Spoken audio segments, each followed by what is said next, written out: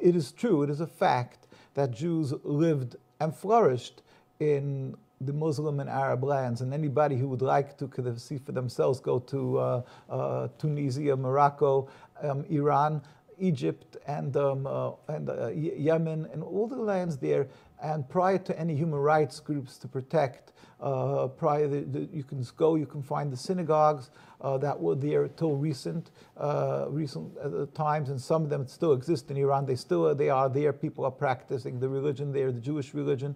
But till recently, till Zionism came about, Jews flourished as distinctly religious Jewish communities, and they weren't massacred. On the contrary, they went to these Arab and Muslim lands to escape persecution from the Crusades, from the Inquisition, and from many other trials and tribulations, and even World War II. The Arab and Muslim lands opened their hearts, opened their lands, and provided a safe haven and a gracious hospitality for the Jewish people.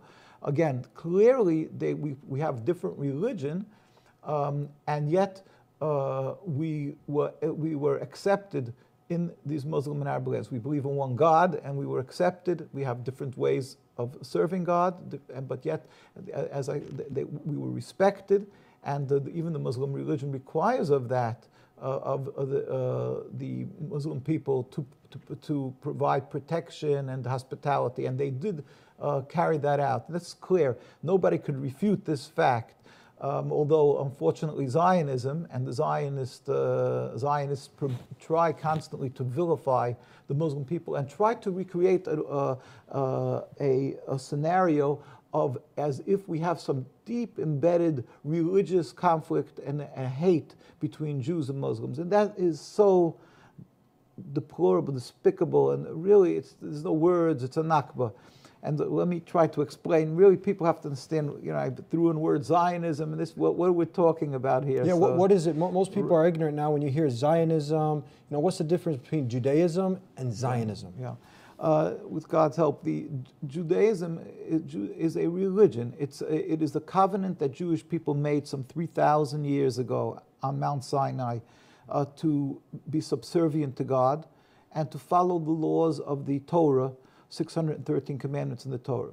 In the Torah is full of laws that are replete. Some large segment of them have to do with keeping Sabbath, kosher, things that pertain from us as human beings to the Almighty. And then there is a large segment of the Torah that pertains to that one should not steal and one not kill and to be compassionate and so forth. There's many, many commandments. It's all part and parcel of the Torah. In fact, we can encompass it as one of the commands, one of the statements is that in Hebrew it says, Mahu racham afatu teiracham. Just as God is compassionate, you should be compassionate. So basically that is what Judaism is.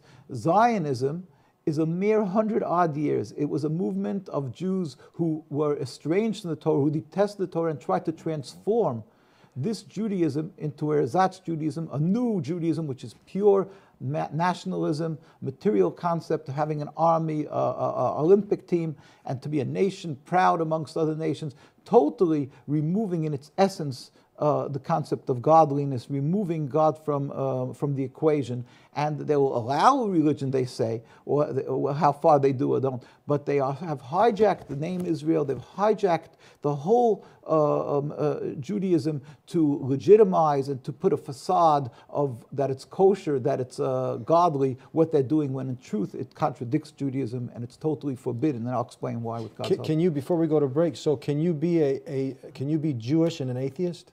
Of course not. It's ridiculous. Judaism is belief in God. That's what it's all about, a covenant with God.